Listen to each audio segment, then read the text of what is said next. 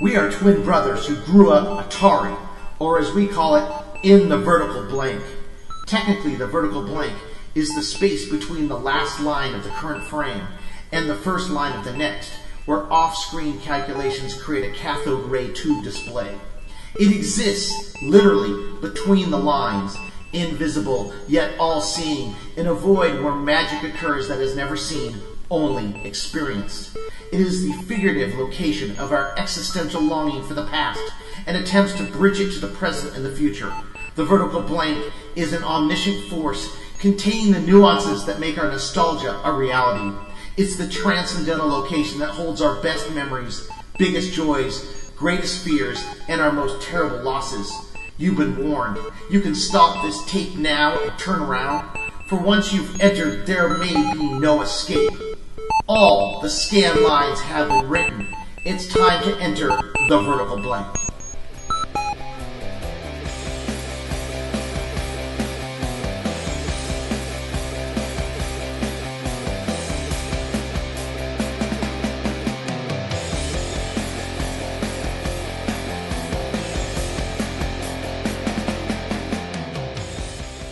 Welcome to Into the Vertical Blank, Generation Atari. Season 1 Episode 8, The Bronze Age.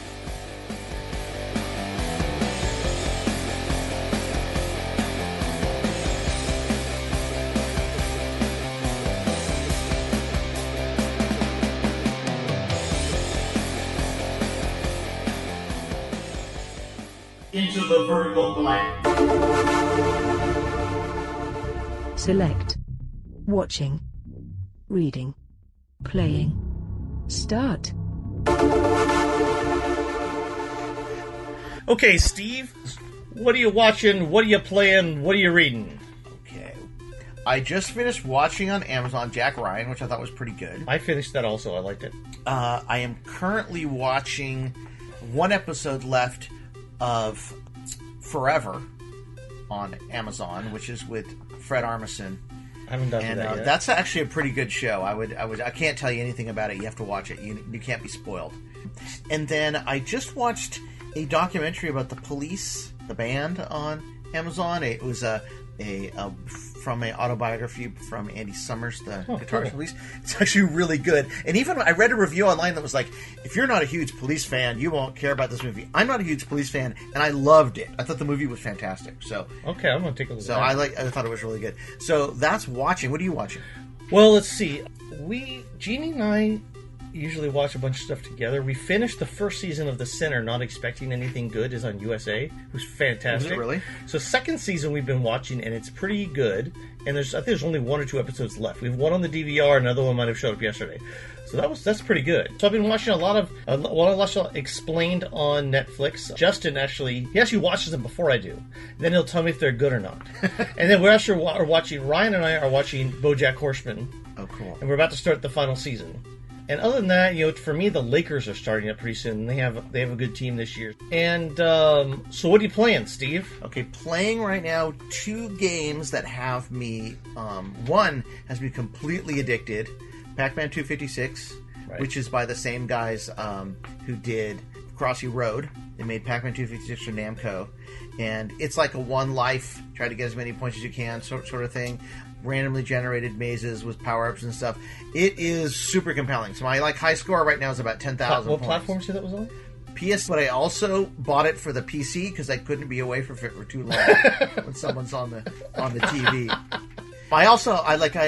If I'm going to Twitch stream anything, it's going to be me playing Pac-Man 256 because I love that game. So that's really cool. And then I just bought Bard's Tale 4 from In Exile, Brian Fargo's new company. They made Bard's Tale 4, which is a pretty good game. Has some weird bugs. Has this critical bug that I found where sometimes when you organize your inventory, everything disappears, but they're updating it. But it's a really good game from a mid-tier company. Steam? Really well made. Yeah, Steam, really well made. They kickstarted. I wasn't part of the Kickstarter. I just bought the game. So if you like the Bard's Tale, it's a pretty good update of the Bard's Tale with some really interesting. What I like about it is that the role playing conventions are different than a lot of other things, a lot of other games. That's what I'm playing. I'm playing nothing new. I'm really not playing anything old and all. What happened was I broke out the Atari ST. I didn't think it was going to work.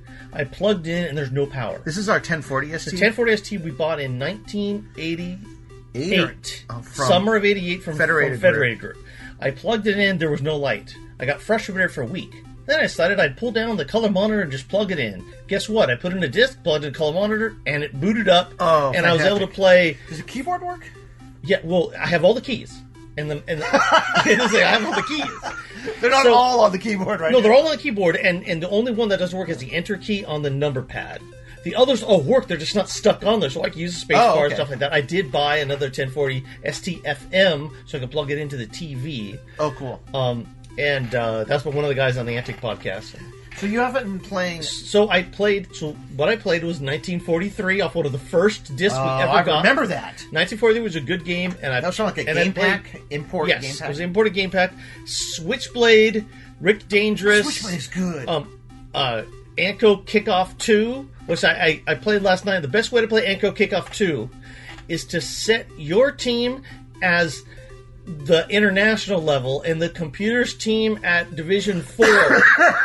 And then you set the speed at not the fastest but medium. You can actually try and score. Oh, that's nice. And I know I used to be able to score without that. And then my favorite one at the moment, though, is Sidewinder, which is an arcade. Oh, I remember arcade that. one. It's got this weird scrolling side to side where like when you hit the side, then it jump scrls the game. But it's a horizontal shooter with a weird scrolling. It's fun. It's got great graphics and it's really fun. And I've got like through level 1 and then I died on level 2. So I'm trying to play those games and I have just a box of about, I'd say I weeded out 100 game discs of stuff that we purchased and or downloaded. Well, that could be fun stuff. to sit down sometime and play those games Yeah. together. What are you reading?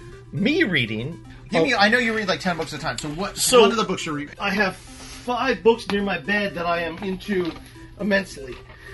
First one is Vintage Game Consoles by Bill Logandice. There's no N in there. Okay, Bill. By Bill L. It says the Vintage Game Consoles, the greatest gaming platforms of all time, by Bill L. and Matt B. Right. I also am reading Breaking Borders, a true story of digital liberation and power without the price. There's Atari ST. Oh wow, that's book. cool. It's really about how the demo scene created the best games. Right. And then I got the latest version, which is Beyond Borders, which goes into the 90s about what was going on with the ST. Oh wow, that's so cool. It's really cool. It's good to find these and go play the games. Hey Jeff, who wrote those books? Marco A. Breden, he's from Germany, and they get translated from German. Both very good, very interesting books, and they're about the ST. And the other one I'm reading is Easy Day Hikes of the South Bay in LA, which is where we live. So what are you reading, Steve? I'm reading Beautiful Boy by David Sheff, who wrote Game Over. Game Over. The one of the original video game books about Nintendo. He wrote a book about his son being addicted to crystal meth, and it's a movie coming out as well. It's really good. Select. Programming. Start. So, Steve. Hey, Jeff. I thought we'd start a new segment this week called What Are You Programming? What am I programming? This would be like, mostly about like retro stuff, but what are you doing? Okay, so work-wise. Work-wise, I work on e-commerce websites. That's what I do, and I can't even mention client names or anything like that. But I'm working on an e-commerce website right now in something called Salesforce Commerce Cloud. Oh, cool. What about retro-wise? Retro-wise, well, let's see. I started with an old Flash game of mine called Voids of Death, which would be a game that I would try to put on. I'm attempting to do this. I remember that was a little bit like Demon Attack, right? A little bit like Demon Attack. So I was starting over with, and it's like Demon Attack, but it'll have more levels, and it'll have like, it'd be more like Phoenix. It may be you can gain extra weapons and stuff. So I want to start that on the 7800 with 700 basic, because I probably don't need any more than 20 sprites and or copies that I could use for that. I also want to do it in STOS on the ST. And I want to figure out how to do it in DPC Plus on the Atari 2600. Here's what I think. Like, I think it's kind of fun to come up with a game and then build it for multiple platforms. Right, and I'd love to do it on the Atari 800, but I'm just not good enough programming on the Atari 800 right now. I looked at fast, basic games people have made. I looked at a couple games that people had made that are in action, and they look okay. But to do something on the 800, you really need to be like all the brand new tricks to make anything worth Yeah, playing. I know, but I think you could probably do something. Yeah. But I get it. I mean, don't start there. You know, I'm not going to start there. I've always felt like... I started with the 7800. I always felt like the 7800 is like the long-lost system anyway, so it'd be kind of fun to build something for the 7800. Yeah, I wouldn't mind a stable of cartridges that I could make of good games, both the 7800 and maybe the 2600 using... There's a DPC Plus version of the Atari Basic, but it may want to go straight to assembly. What is DPC Plus? I think that is using the Activision cartridge, and supposedly they have 10 right now. They have Is it. it You have like 10 David multicolored. Crane or something? David Crane Plus, right? Right. It's supposedly you could have 10 multicolored sprites on the screen at any one time. This is There's on new kernel 2600. on 2600. So I haven't seen it or used it, but that's how a lot of the new games are being made. If you look at, is it Mappy? I think it's Mappy that's coming out. Somebody just put something out. It's just to show, and it looks incredible. It looks like an NES game. How much memory do they have in these cartridges? 32. That's 32K. Oh, so you have 32K. They use the DCP Plus, which is like DCP, which is David Crane. Yeah, it's something. David Crane. I'm sure Errata can tell us what it is. DPC. DPC? Yeah, That's so- not David Crane. That's David P. Crane. I don't know. I'll look it up. We'll look it up. Gotta It look doesn't that matter. one Errata didn't look it up. So DPC stands for David Patrick Crane. He developed this special chip for use in Pitfall 2 for the Atari 2600.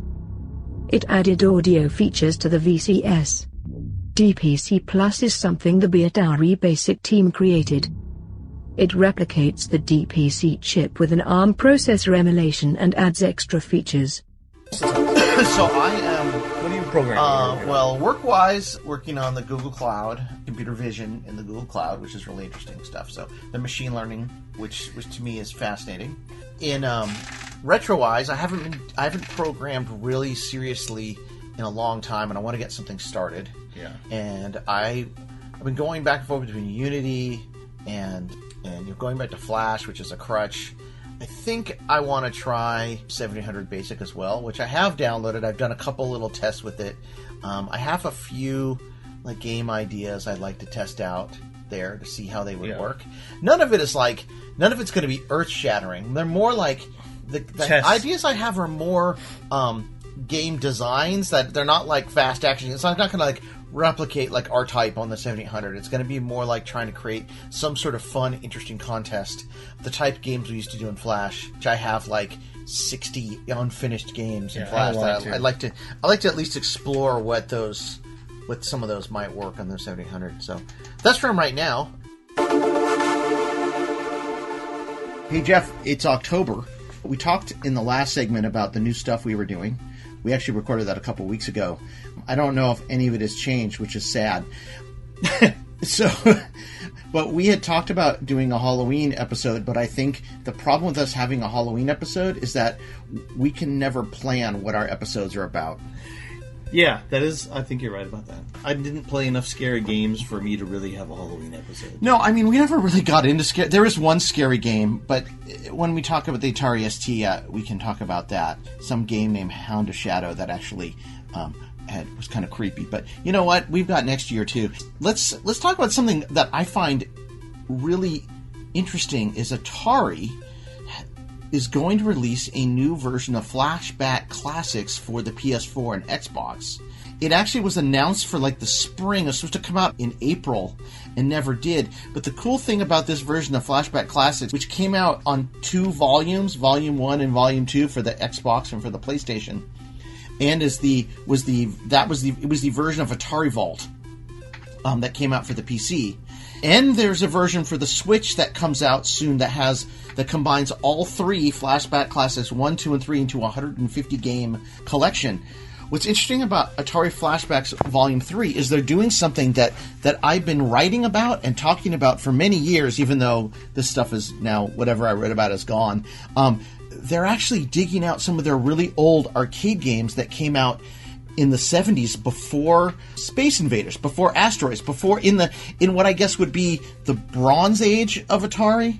Any games between like 71 and 78 that were, in the time when people didn't really know what was going to be successful after Pong, but before Space Invaders, before the golden age of the arcade. There's a bunch of games on that collection that are from that time, and they are as follows. You want to read? Let's put one caveat there.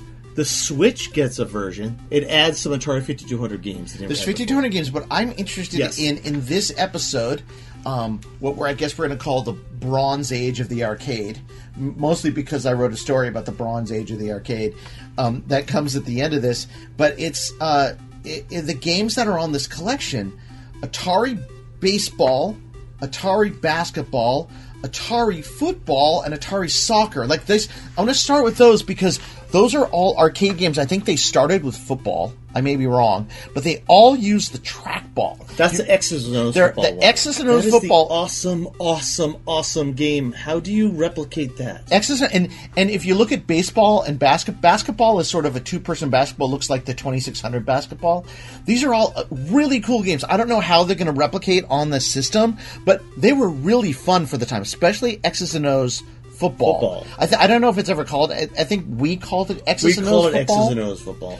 And I was always jealous because there was a version of X's and O's football for the IBM PC, and we never had one for the Atari 800. Not that I could find that Atari made, and Atari did make the X's and O's one, but it was a really fun game. But you could, of course, on a PC, you couldn't use the trackball to go really fast. What I love about this era after Pong, but before Space Invaders or before Asteroids, I guess, before the space games really took over, is how creative people had to be in the arcade to make interesting stuff. Right? I mean, this is sort of the equivalent of like the early era of PC games, computer games, or the early era of flash games, or even the early era of mobile games, where all bets were. You could basically make anything. To try to make something that somebody wanted to play, and you didn't know what they wanted to play. And it's also the early era of the 2600. Like, nobody knew what was going to be popular or what was going to work. So basically, people did whatever. And so, besides the sports games on this collection, which I can't wait to play because I think a lot of these games are on the Atari Flashback Classics 3,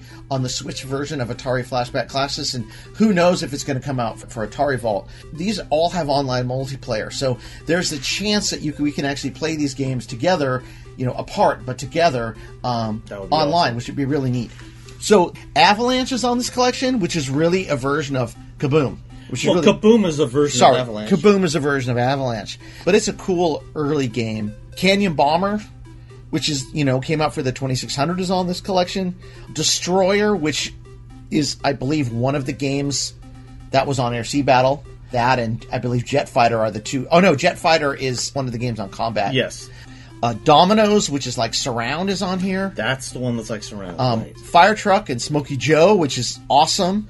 We'll get to that later, but that quite possibly was one of my favorite multiplayer games sitting together playing. Maze Invaders, which I don't think ever came out. I think as a prototype, is on here from like 1980. Monte Carlo, which is a scrolling arcade game, a scrolling driving game, which is actually really cool. Pull Shark, which is what you think it is, and Superbug, which is another scrolling arcade game. I actually love Superbug. I know Superbug. I have that Flash version that I made. I also have something that I downloaded when I was making that.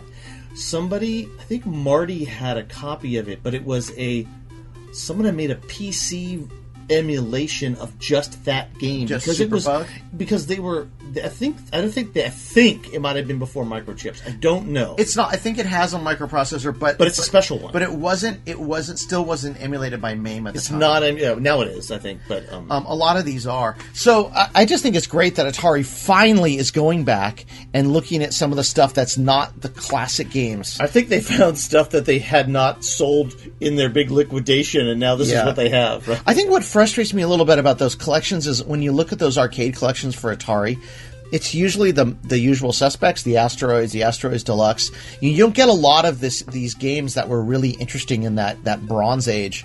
The other thing that kind of frustrates me is when those collections come out, Atari licensed a ton of games that they put out under the Atari name, and for a long time we didn't know of them as any other console, other company. Dig Dug to me was an Atari game. Dig Dug, Pole Position were Atari games. Xevious, yeah, or those were all Xevious, Namco. whatever. Those Those are Namco games, but they came under the Atari banner here in the arcade. Same with something like Kangaroo, which is I think an IREM game. It's by someone else, but Kangaroo, which is also the next game for that Ferg is doing for the Game by Game done. We'll have done the Game by Game, the Atari 2600 or is it Atari VCS Game by Game podcast. He's doing Kangaroo, and Kangaroo was an awesome game, but was not an Atari game. I wish when Atari put out those collections, they would salute both.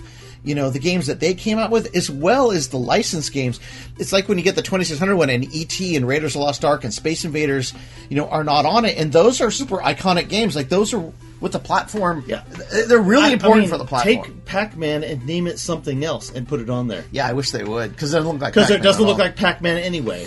So here, what I wanted to do, because of this Atari Flashbacks Classics Volume 3 is coming out, I thought it might be fun to do our top 10 Bronze Age, pre-Asteroids, pre-Space Invaders arcade games. So this is like post-Pong, pre-Space Invaders, in that era when we would go to the arcade, but it was before it really sort of caught our attention. But we went all the time. And so number 10 on our list is Video Pinball. Yes, Video Pinball. From Atari. Atari's Video Pinball. And this is actually a super interesting game. If you go and look at... Totally different than the 2600 version. Yeah. If you look at Video Pinball, it combines digital and physical at the same time. That's Video Pinball right there. So this is the Video Pinball. What the Video Pinball did is it's got black and white graphics, but they created a very colorful background, and they actually have some little physical pieces, so it kind of looks like the bumpers really exist. It kind of looks like the little... pathways exist, but in a video pinball game, I'm not sure what they were trying to do. Again, it was like an experiment. Like, how do you make a video game that kind of looks like a pinball machine? It's really cool. It's pretty neat. In fact, it's one of those things where they could add new games to it. Even though the background would look the same, you could add more targets and things, because this one has very few targets, but there are bumpers and things you're not noticing. That are all part of it. It's a really neat game. So anyway, that's number 10, Video Pinball. I remember playing that a lot at the Castle Park arcade in Redondo Beach. That was the place that I love. I love this game. Of course, all these games I love, but that's number 10 on our list. Video Pinball. All right, so number 9. Do you remember playing this game? Okay, so the 9th game. I want you to take a look at this game. I mean, what were they getting at when they made this game? Evel Knievel. Yeah, it's Stunt Cycle by Atari. Stunt Cycle from 1976. It's really an Evel Knievel looking game. It's an Evel Knievel platform game. Yeah, so you ride down 3 different platforms down the screen, trying to get enough speed to jump the buses at the bottom. I think what was so cool about this game was the controller obviously was awesome. It wasn't that easy to play, as I recall. So you had handlebar control. You had handlebars. You had a regular accelerator from a motorcycle, so you could turn it. That's right. It had the acceleration handle, or whatever you call it. It's a pretty decent game. And you had to pull back on the handlebars to jump. It was really cool. Did you pull back on the handlebars? Let's see. Yeah. This guy's playing it right here. No, he didn't pull back. He just got acceleration. He just accelerated. I think we played this. This was Old Town Mall or one of those. I remember them having it even recently at the Fun Factory at Redondo Beach Pier. They did have it at the Fun Factory, which is gone now, unfortunately. So this is another black and white Atari game. We're trying to figure out what would work as an arcade game. It's kind of a fun game. I think the amount of buses goes up as you succeed. I think. Let's see. It's totally 3 crashes and game.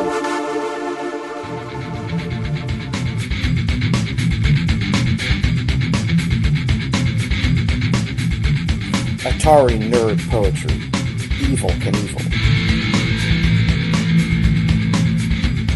Evel Knievel. He fractured every bone for entertainment.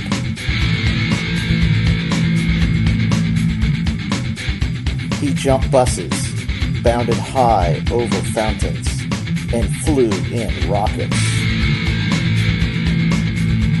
We played on bikes and in Atari Stunt Cycle to be Knievel. He was our hero, until he attacked someone with a baseball bat. Then he disappeared, but he never went away. Evil forever.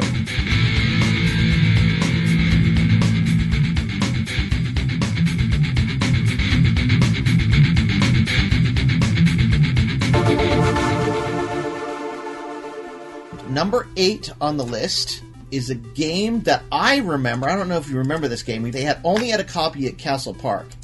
It's called Speed Freak, and I want you to take a look at it. See if you remember this. Oh, man. Speed Freak is a vector racing game. I thought this was, for a long time, I thought Night Driver. This was Night Driver. Not even But this close. is not. This is a vector, I think it's a Cinematronics vector game.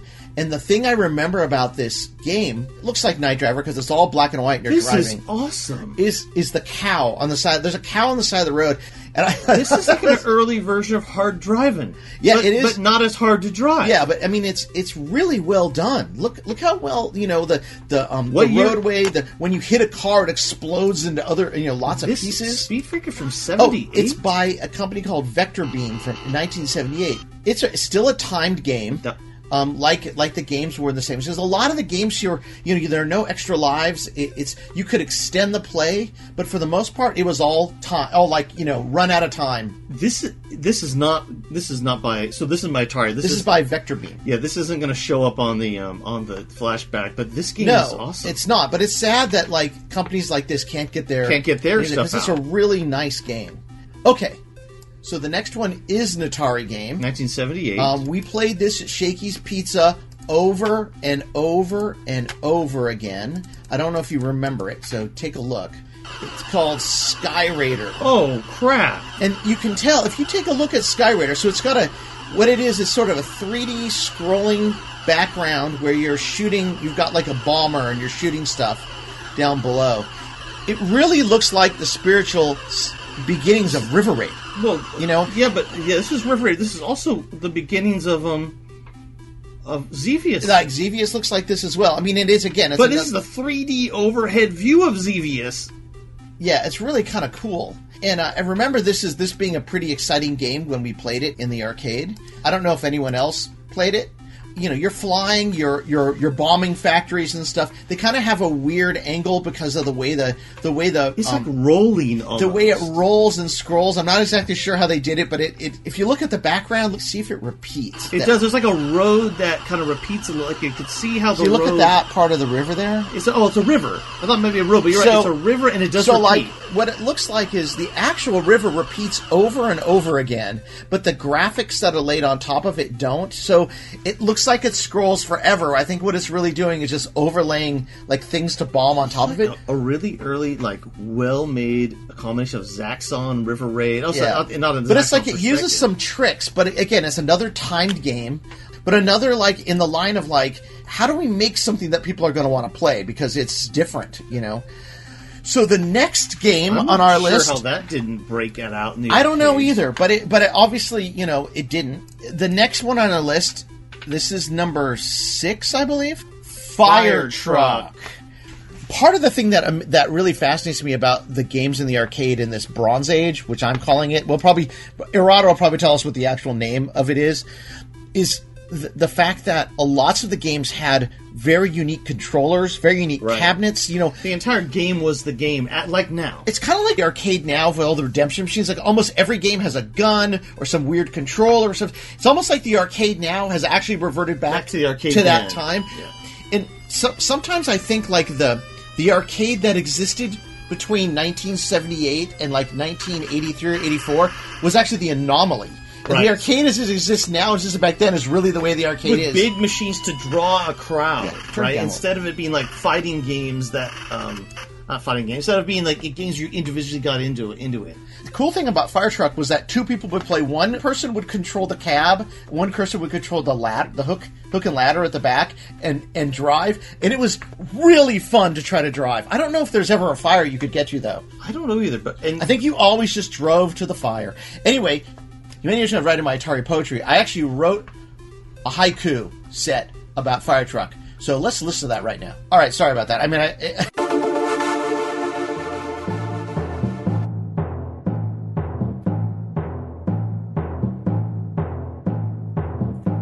Atari Nerd Poetry, the Fire Truck Coin-Op. On black and white roads, through sleepy suburbs, we drive. Must get to the fire. You sit and I stand. Grab your wheel and prepare to haul. The house is burning.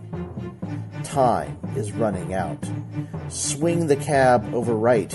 I will swing the ladder left. We never make it. The road is always too long. The flames burn forever.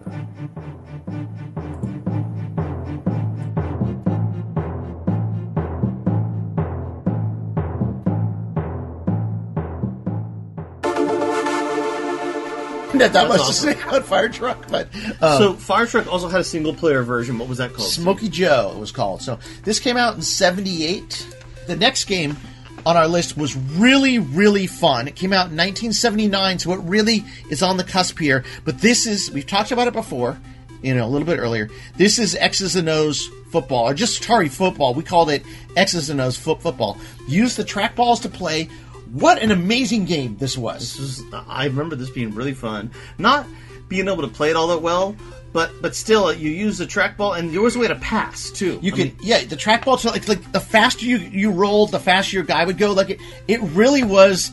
I think skill game mixed with a video game, right? If Space Invaders never came out, or Asteroids never came out, this would have been the future of video games right here. This game sold really well too. I think Atari made a whole division in quotes called Atari Sports for bar games because of this game. Yeah. And they all use the trackball. And we talked about it because they're all in that collection. The basketball, the baseball, the soccer are all in here. But I think they had this at the pizza parlor, one of the pizza parlors we would frequent. Yeah, early on. Early on, right? And this was a bar game. Like this was almost a return to Pong, where you could have this game next to a pool table in a bar. A lot of these other games are not really that way.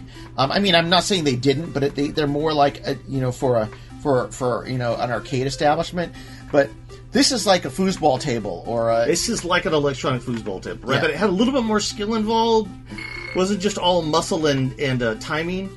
But you had to be able to pass. You could pass. There was a pass button. The passes are interesting because they There's a pass do right a there. weird. Yeah, I know. So you can pass the ball and it will actually curve weirdly to the receiver. So anyway, that's football. Atari football was another just again, like, a lot of these games are sort of lost in history after the golden age, right? The golden age of the arcade. But they show an incredible amount of innovation and game design, and you kind of wish that people knew more about them. So the next game on our list is not a video game. It is a pinball machine, another one from Atari. Another amazing game that would only exist in the arcade. It was called Hercules. It was a huge 18 square foot play field called Hercules. One of Atari's pinball machines. They made about 5 or 6 pinball machines. This machine used pool cue balls instead of regular pinballs because it was so big, and it wasn't really a good game of pinball at all. In fact, the whole thing was that it was giant. It's just a magnificent sight. It's so 70s because it was like Atari really didn't have maybe the skill set to make pinball games to compete, so they're like, let's just make it bigger. Right? It's like make it bigger and have it look like one of Larry's from Three's Company's outfits. Like it does. It kind of has. It resembles a 70s leisure suit. Just the colors and everything in the feel of it. So or a acid flashback or something. I mean, I remember the action of this was just not good. They had 2 of these, both next to one another at the Fun Factory in Redondo Beach. This would be something the Fun Factory would have had. Yeah, they said they would have had. And so this also feels like one of these giant redemption games you would find today, but you would play one ball, and then however well you did, you get tickets instead of how well you played. This is, it'd be really cool if people would bring back these machines for redemption games. I know. But this takes up so much space. What do you do with it? Yeah, I think Atari, it'd be interesting to see someone like Pinball Arcade or Zen Pinball recreate all these Atari games. So far, no Atari pinball machine has been recreated digitally, but they really should be. I think, did Superman recreate digitally or not? I'm not No, sure. there's a new Superman, but not Atari's Superman. So what's third on our list, Steve? Well, this is a game that I thought you would enjoy to talk about. I like this one a lot. We played this one A lot. all the time in the basement of Sears. So our local Sears had a weird little arcade that had 8 Castaway games that you'd never seen before. And one of them was this. The cheapest game, like the guy who had that video game route, he delivered the cheapest games possible to Sears. This was Cinematronics game with way too many buttons. So this is Cinematronics Space Wars. It was like the Space War, Steve Russell Space War game, or kind of like Computer Space from Atari, but it was a vector game, and it one of the ships looks like from asteroids, and there was a sun in the middle, and the other ship looks like what though? It looks like the Star Trek. Yes, exactly. Enterprise. And you would start a game, and you basically shoot at each other. So a lot like Space War for the VCS as well. But we would sit and play this all the time, and it had this row of like 12 buttons that you could choose options for, like gravity and whether the sun existed and stuff. And it was 12 buttons that were from like a Selectric typewriter. Yeah, they were like weird typewriters. But we played this all the time because we could play there's a 2-player game for 1 quarter. Right. And we'd shoot each other while Mom was shopping for whatever she was shopping at Sears, which was fun. But I love this, and this is I don't know if we played this before or after Asteroids came out. Way before. This was another. We had played the VCS, and we were fascinated with video games, but we really didn't know what was coming. I still remember this. I remember when I heard about Computer Space for a long time and the history of Atari. I thought this was that game. Me too. But it turns out it wasn't. We had played this Cinematronics game. So number 2 on a list is one of the best arcade games ever made before, again, in the Golden Age, or Bronze Age, the Bronze Age, which I call it, the arcade, and this is Breakout. The lore has this with lots of stories about Steve Jobs and Steve Wozniak and Breakout. I, for one, have no idea which of the stories is true or not, but I do know that Wozniak created this, and then he wrote a Breakout basic version a year later to run in integer basic. What I heard was that while Wozniak might have designed one with a certain amount of chips, it was unmanufacturable the way it was, so they had to totally redesign it. But it's a good lore to say that Steve Wozniak and Steve Jobs worked at Atari. That's cool, Yeah. It's good Silicon Valley lore. However this game was made, it is a great game. It is the precursor to Space Invaders. Space Invaders is sort of just like this game, except you're shooting guys coming down. I remember playing this in the arcade, and it was insanely difficult. Because you start out with a tiny paddle. A paddle that's the size of one of the bricks. Yeah, it was and it gets smaller. And it gets small. It gets like half the size when it goes. Yeah, this was a quarter eater for just another bar high score quarter eater for sure. Yeah. And I don't actually remember playing this one in the arcade too much, except in our arcade next to Avalanche, they had a Breakout machine. At Castle Park, right at the entrance, they had next to Avalanche, they had one of these cabinets. It was like let's put the old games there. Of course, at that time it wasn't really that old, but along with Asteroids, this is one of those game mechanics that kept on being reproduced, Arkanoid and all those other games like that. I mean, and also just playing Super Breakout. But Atari never built on this. Atari did, right? I have this game called Crazy Bricks. It's a 7800 homebrew, and it's basically different brick layouts with no power-ups, which makes it a totally unique game. Between the two. It kind of bridges the gap between Breakout Standard and then Arkanoid and the games afterwards. So, are there any, before we get to our number 1 slot, Jeff, are there any other arcade games that you remember playing from this time? I just remembered lots of electromechanical things, too.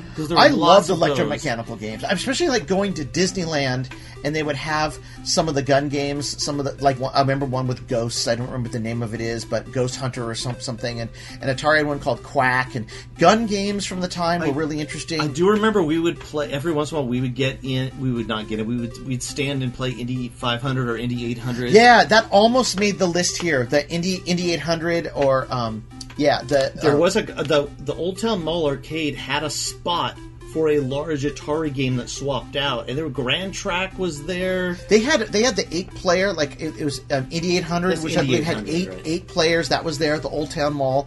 But speaking of the Old Town Mall, our number 1 game instead of describing it, I wrote a whole story about it.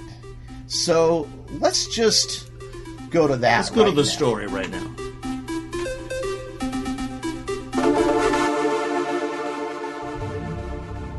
Select Story Mode. Start.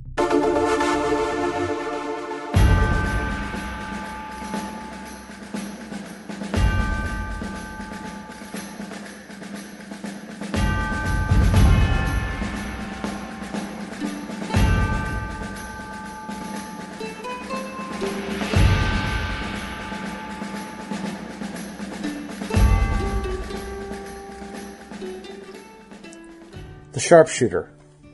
Part 1. Infrared. A gun is never empty, my dad told me. He was looking straight at me. He was looking into my eyes. He had never done that before. That I could recall, anyway. A gun is always loaded, he repeated, changing the words slightly but not the meaning. It was the mid-1970s. We were at the Old Town Mall, a turn-of-the-century themed indoor shopping and entertainment destination, waiting in line to take a turn at the shooting gallery. We had about a half an hour to kill before a movie started at the Man 4 Cinemas. We went to the mall that day to see the movie Westworld, a sci-fi film about robots gone astray at a futuristic amusement park. A gun is always loaded, he repeated. I thought for a moment.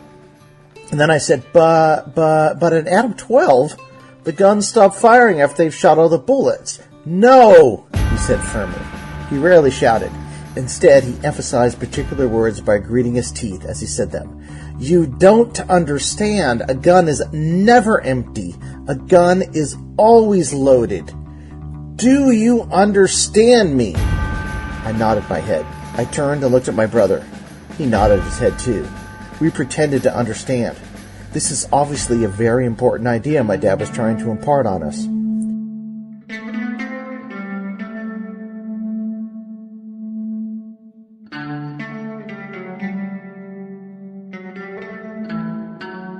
When we got to the front of the line, my dad took 2 quarters out of his pocket and placed them on the counter next to the shooting gallery rifle. He put one in the coin slot, and his gun sprang to life. He picked up the rifle, pointed it towards the targets, laid the stock on his shoulders, leaned his head over, closed one eye, and squinted the other so he could see clearly through the crosshairs. He aimed for the infrared target attached to a beer can at the side of the gallery. He squeezed the trigger. From somewhere under the counter, a speaker reported the sound of a rifle shot. The can reacted immediately, jumping up 3 feet in the air on a wire track. My dad's success did not change the serious expression on his face. If this was a real gun, he said, my arm would have been thrown back by the force of the shot. It's called recoil. My brother and I looked directly at him as if he was imparting the most important information in the world. In a movie, you can tell if an actor has ever fired a real gun or not by how he moves when he takes a shot. If there is no recoil, he's a phony. My dad did not like things that were phony. He pointed them out to us at regular intervals. He was an actor, or at least he was an actor. He studied method acting, someone named Paul Mann in New York, and he felt he was an expert on actors acting genuine in movies. He appeared in several episodes of TV shows in the 50s, but when the jobs dried up, he went to work as a draftsman for an aerospace company near Los Angeles. The California dream deferred.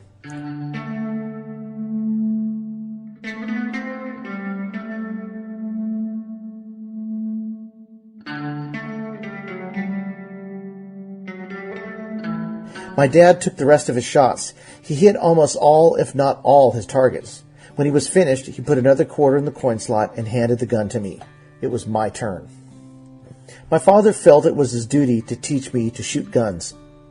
Even though we lived in the heart of suburbia, he was certain that the skill of handling and firing a gun was one of the most important skills he could teach his young sons. However, I had some kind of mental block about them.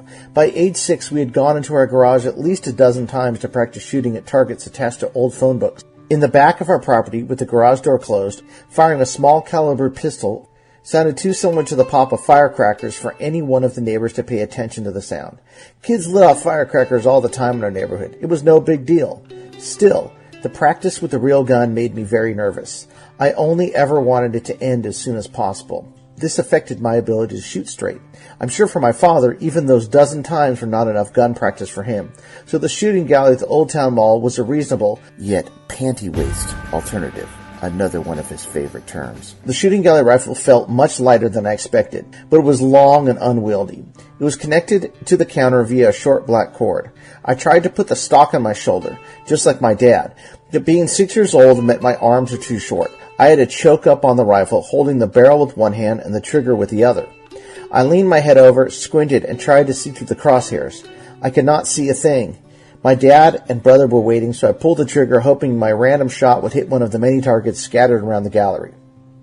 A sound boomed from out of the counter that the cord was attached to, but none of the targets in the general direction in which I fired made any kind of movement. "Come on, Steve!" he said in his angered but annoyed but disappointed voice. The same voice I can still hear in my head right now as I write this. The same voice I heard my entire life as I did something that did not make him happy. I fired 6 more shots, all with the same result. Then I handed the gun to my brother so he could finish the game. Even though we were twins and nearly the same size, his stature was much better than mine. He held the rifle as if he'd been holding rifles his entire life. My brother emptied the gun, hitting at least 3 of the targets he aimed at. "You could be a marksman," my dad told him as my brother put the gun down and smiled. We started to walk towards the movie theater. "What's a marksman?" my brother asked. "It's the first rank you attain when you learn to shoot in the Army. The next rank up is sharpshooter, the next expert sharpshooter," my dad replied. "Did you get a rank when you were in World War II?" I asked. "I was a sharpshooter." We left the shooting gallery and walked towards the movie theater. It was almost showtime.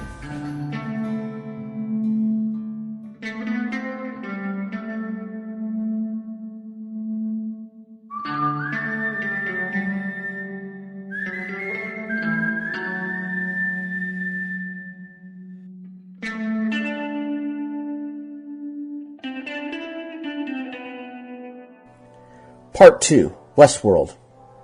Released in 1973, Westworld was a movie about humanity struggling with the technology it created but couldn't fully comprehend or control.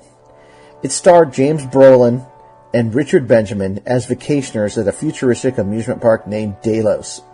The park was filled with androids that acted like the characters from a chosen time period. In the movie, the pair chose the Old West, but other time periods like ancient Rome and Middle Ages were also available. As soon as the pair arrived at the park and made their decision, they were thrust into what amounted to an alternate universe, a real-life virtual reality of sorts. The visitors were immersed in the world of gambling, fighting, and even sexual encounters. It was all good, clean fun until something went horribly wrong. When the movie started, I sat and watched it, hoping for an epic adventure. I wanted to see something big and something amazing. Every year the movie Wizard of Oz was shown on TV, and even though it was a musical made in the 30s, there's something amazing about it. It was a grand adventure. The characters traveled places and overcame obstacles. There were sweeping vistas and magical places. When I went to the movies, I wanted every film to be like The Wizard of Oz and to make me feel like I felt when I watched it. With a name like Westworld, I hoped for the best. But what I saw was not unlike the other sci-fi movies and TV shows I had seen in my 6 years on the planet. Big ideas shoved into cramped spaces. The universe of Westworld was interesting, but the story told the universe seemed small to me. It all boiled down to 2 good guys running from 1 bad guy. In the vast world of Delos, this seemed like a small, claustrophobic story. Still, the action was good, and the underlying idea of an amusement park filled with robots was really cool. And the coolest thing about Westworld was the android played by Yul Brynner. Along with the other androids, he became sentient and tried to kill the humans in the park. Brynner had an icy stare and a palpable sense of committed digital dread about him. He was like a combination of the Terminator and Darth Vader, but those characters would not be invented for years to come.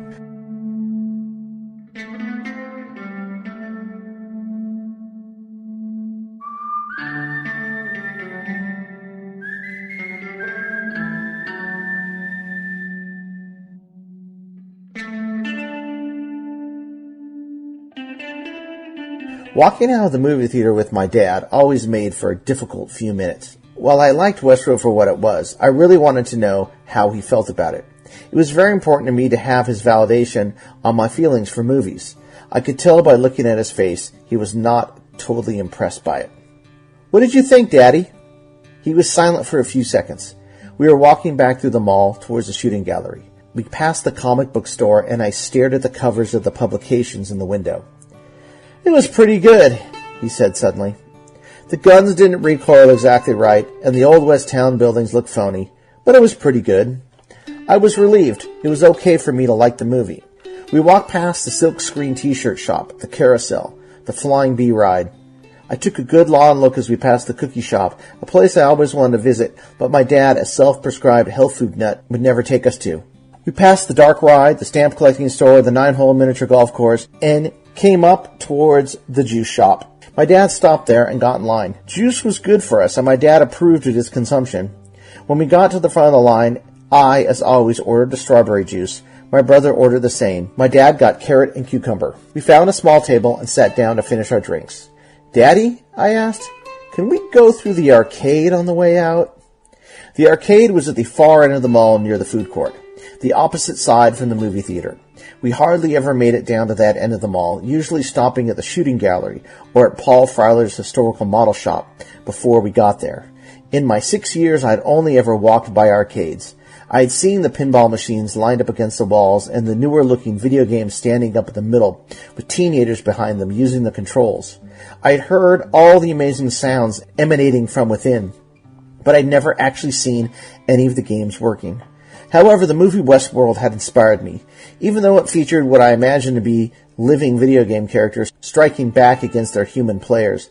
I was suddenly fascinated by the idea of electronic games and how they were played. I'd only seen them from afar, and I'd never played one. My dad did not answer my question, but as we emptied our cups and got up to leave, he started towards the arcade. When we reached the large open storefront crammed with video game cabinets and teenagers, my dad turned on his heels and entered the establishment.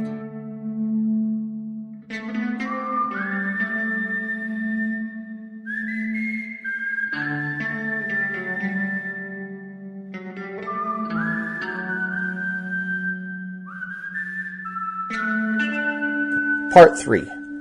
Wild Gunman. The minute we entered, it was like visiting an alternate universe. The air was filled with a cacophony of bells and slaps from pinball and other electromechanical machines, and grumbling digital tones from the video games. Like the androids in Westworld, who came to life once the visitors paid $1,000 a day for the privilege of visiting their world, these electronic games begged for the change in our pockets so they could come to life and let us enjoy the amusements they held inside. The lights were dimmed, but it was not dark inside. Every corner of the room was lit by flashing beacons.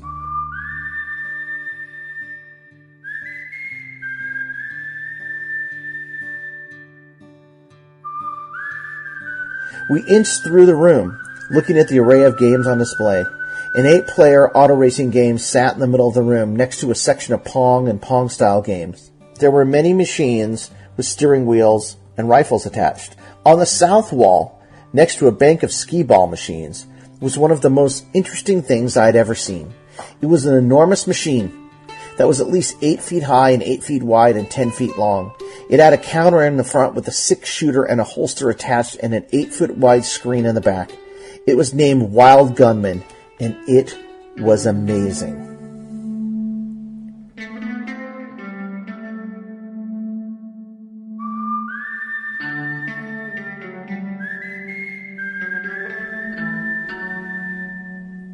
Nintendo released Wild Gunman in 1974.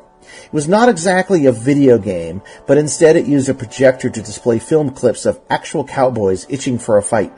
The machine included a bank of 5 stars on the front.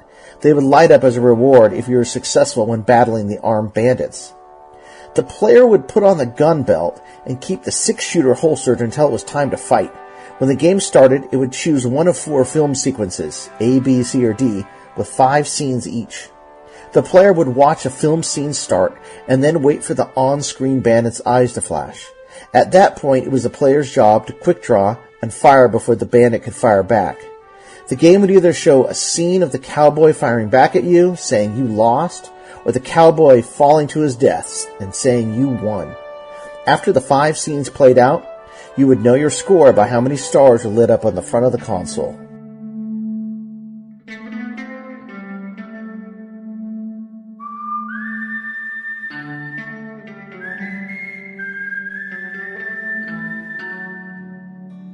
"Wow, look at that," my dad said.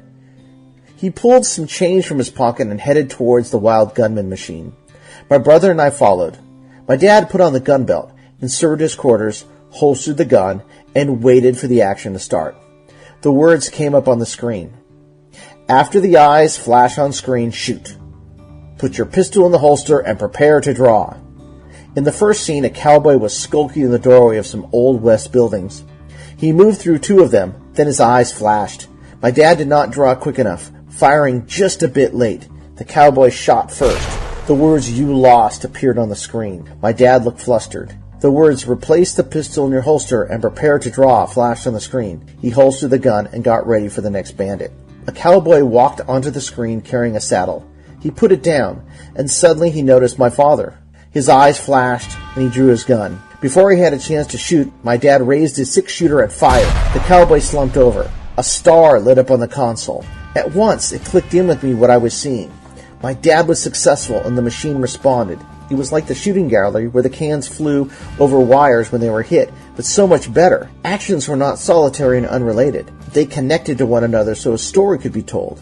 The machine reacted to my dad's actions like a robot might respond. It could see what he was doing, and the realistic characters responded in kind. My dad shot the 3rd bandit and missed the 4th. This set up the final showdown. With 2 wins and 2 losses, the confrontation would settle the score. "Replace the pistol in your holster and prepare to draw," flashed on the screen.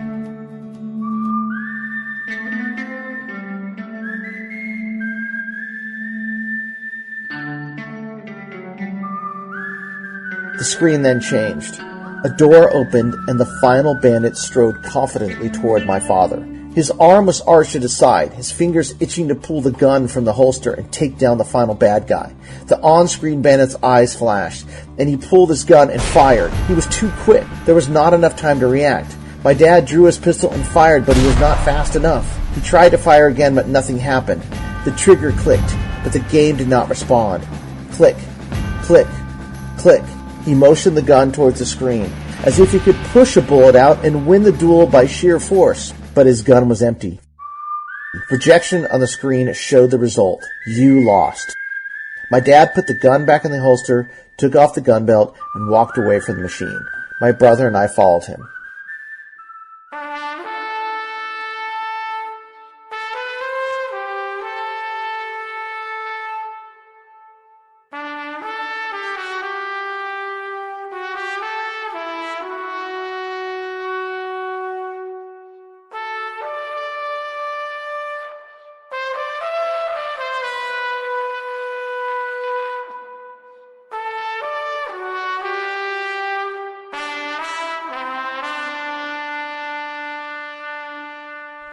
As we walked out the door of the darkened arcade into the sunlight, one word came out of his mouth. Phony.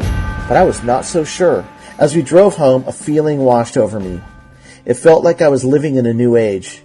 An age that not only imagined robotic, electronic amusement parks in the movies, but one that was just on the cusp of creating them for real.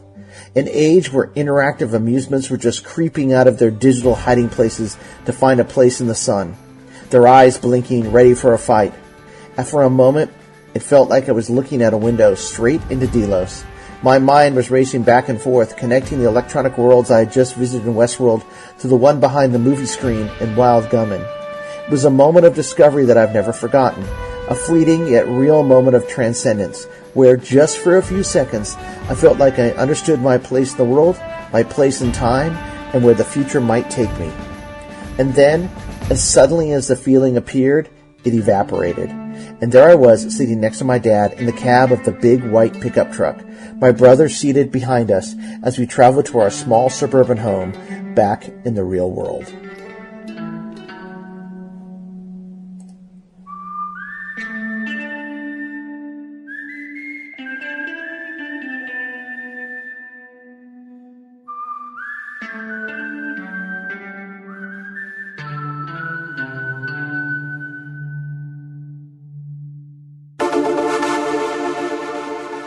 Remember that? I have very vivid memories of going to Old Town Mall many times, playing Wild Gunman, and seeing that movie. Right. We never played Wild. Dad's the only one. I mean, who was allowed Dad to played play. Wild Gunman, but we would play like next to it. There was like an outlaw style game that was an outlaw, you know. Right. But we watched Dad play Wild Gunman, and we went and saw Westworld. We did, yeah. Westworld. I think that when we saw Westworld, it was not the original release. This was when it was re-released, because re-released in theaters. Because Future World was coming out. Yeah, because I too. think there's a TV show version of Future World, so they re-released it. But that happened all the time back then. That you didn't see movies any other way unless they re-released them. Yeah, this was right before On TV became On and Select TV came out and started. And I think what's things. interesting about Westworld, and obviously there's the new version on HBO now. I actually wrote this story long before The new that came out. This is like I started this almost a decade ago to remember this. And when Dad was still alive at the time, tried to pull out this memory of that time we played it. Because I remember he wouldn't let us. I was kind of frustrated because he wouldn't let us play, but he wanted to play on his own. But it was a really interesting game. It was almost like it was like Dragon's Lair. It was like, I mean, it was. It's a really cool game, and I never saw it again except for at the Old Town Mall. But it always stuck in my mind as like the future of games is right there, even though it wasn't an actual video game. Well, it was. I guess it was a video game. I guess video was on there, for right? sure.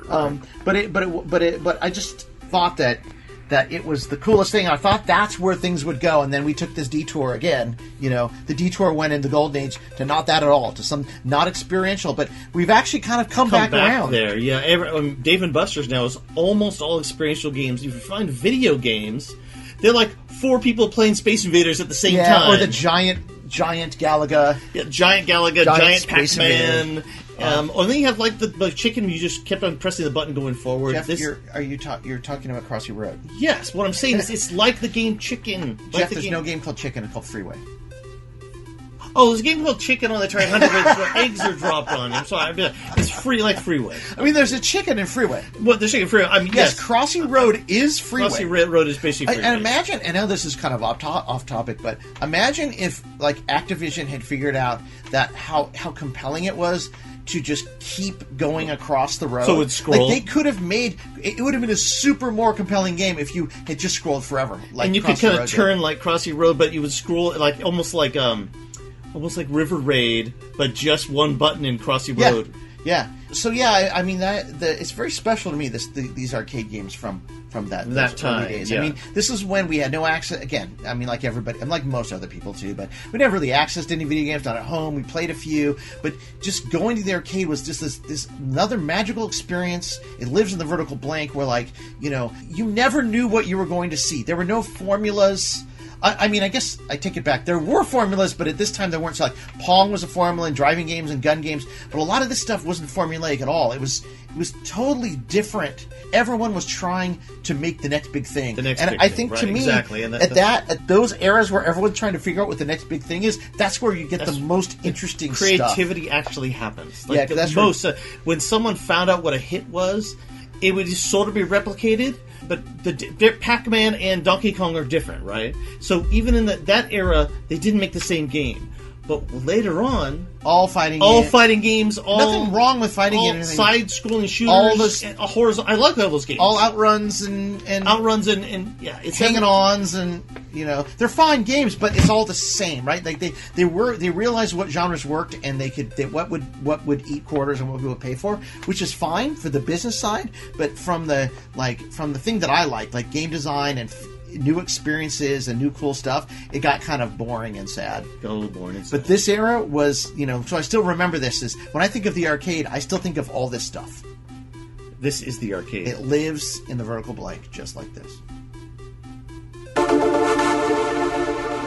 Select podcast remix mode. Start. Hey Jeff, it's October. So yeah. But we had talked about doing a Halloween episode, but I think the problem with us having a Halloween episode is that we can never plan what our episodes are about. In the 70s, before Space Invaders, before Asteroids, before in what I guess would be the Bronze Age of Atari,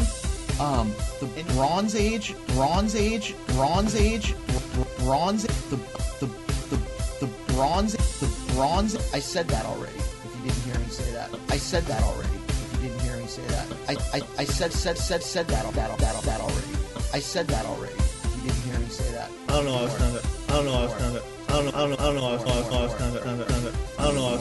So anyway, okay, yeah. Yes, the Switch gets what with all three? With all three? Oh, sorry.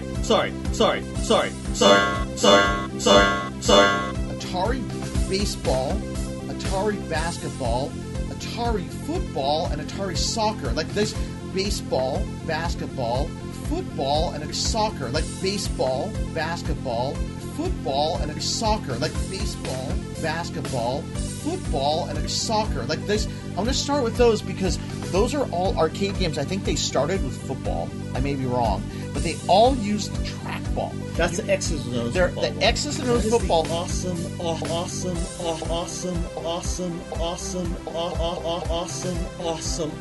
game. How do you replicate that? Awesome game. How do you replicate awesome game? How do you awesome game? How do you awesome game? How do you replicate that? Awesome game. How do you replicate that? X's and if you look at baseball and basketball is sort of a two-person basketball. Looks like the 2600 basketball.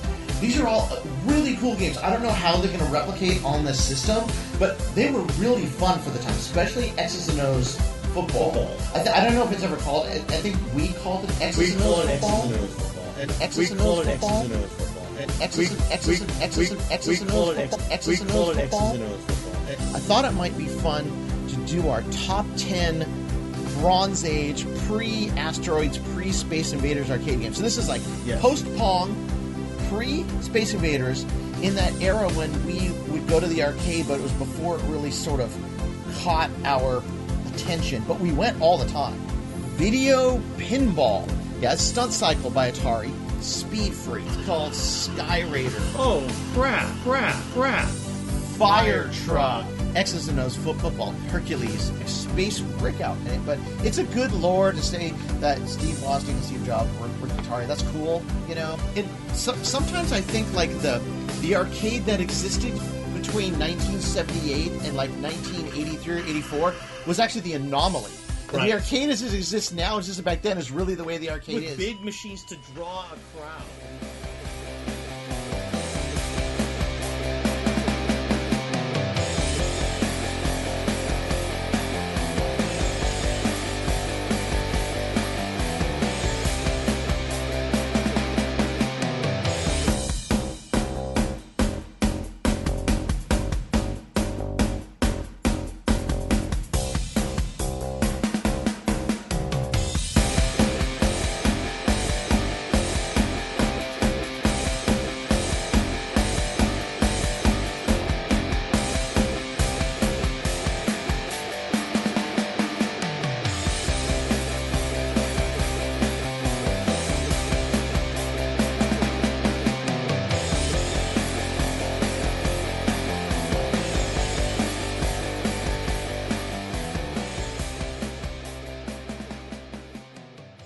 Into the vertical blank.